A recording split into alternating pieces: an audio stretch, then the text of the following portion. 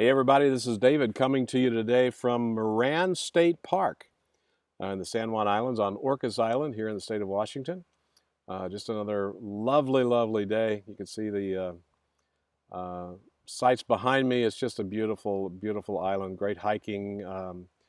As a matter of fact, there were about 4 deer who passed me a while ago, and I thought they were kind of going to come up and shake my hand. So if they come back by, I'll make sure that you see that, right? I want to talk about Module 3 today. Module 3 is about assessing your sources and substance of your sources. This is where the rubber is starting to hit the road in critical thinking, right?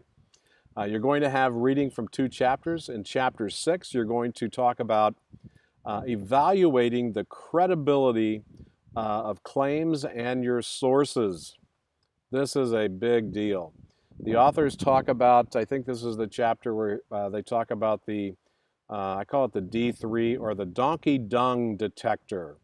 How can you tell if the people who are giving you information actually know what they're talking about? Big deal, right? I mean, so we have a lot of talking heads on the television today who are so-called experts on a topic, and they begin talking and everyone rushes to repeat what they have to say without validating whether or not they are credible, they are a credible expert, they are a credible source, and that their claims are credible. And so that is what Chapter 6 is about. And Chapter 7 will give you an opportunity to evaluate arguments. Evaluate arguments. And there are 4 basic tests that you will be going through. I'm not going to go into a ton of detail, but I ask you to put your brain power behind this one as you look at that particular element, and it's going to be an assignment this week as well. Discussions, we're talking this week about definitive words, and I see these in your writing. I see these, or I hear these in conversations.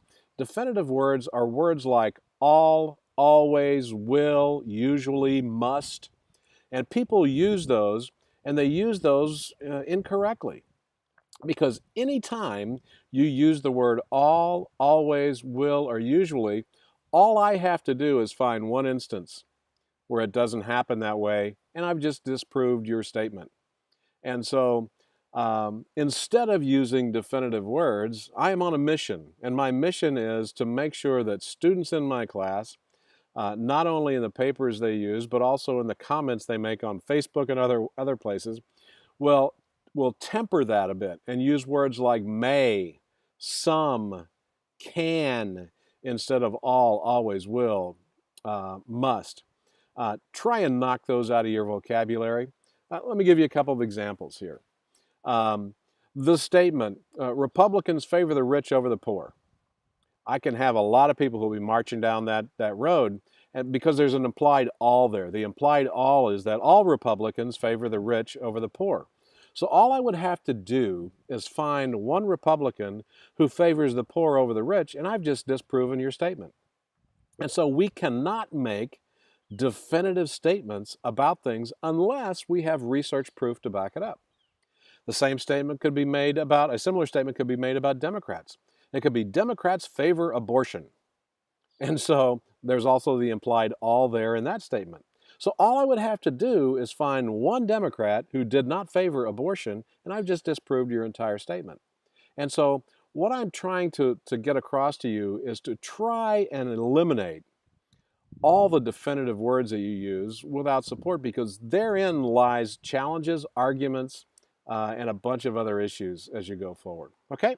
And so that's the discussion board. I want to tell you, keep it focused this week.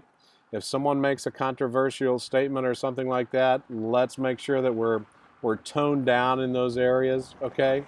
And let's keep the discussion boards open and engaging and have an ability to disagree. Imagine that. Imagine if people with different opinions could actually just sit down and talk to each other about something. Oh, what a wonderful world that would be, right? Okay, enough of that. Let's talk about the application this week. There's a 4-test method for evaluating your arguments. There's the truthfulness test, there's the logical strength test, the relevance test, and the non-circularity test. You ever heard of circular logic, right? And so make sure that you focus on those. Those can be some complex terms that take you a while to digest. And so I ask you to focus on those this week in your application, okay? And then some miscellaneous topics. Continue to look at your paper formats. Um, Continue to look at my comments in the grade book to make sure that you're following those clearly. And then finally, I'm going to mention this every single week until everyone just sees the light. Make sure that you find academic and professional peer-reviewed articles at the CSU online library. Um, Graduate work is about research. It's not about book reports. Too often I see graduate level papers look like high school book reports. That's not what we're looking for. You're a graduate student and you're a researcher now. Okay? All right. If you have any questions, make sure that you contact me. I will get back in touch with you as quickly as I can. Have a great week, and I'll chat with you soon. Take care.